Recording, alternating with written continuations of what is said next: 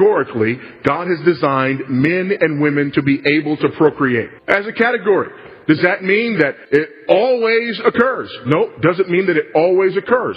God hasn't designed it that way for it to always occur. One of the reasons God hasn't designed it for it to always occur that way, 1 Corinthians chapter 7 gives us a clue. Paul makes it very clear that we are not to deprive one another sexually, because the enemy uses that against us, because there are certain desires that we have that God intended to be satisfied in the context of a marital relationship. Now the category is man-woman, because that leads us to procreation.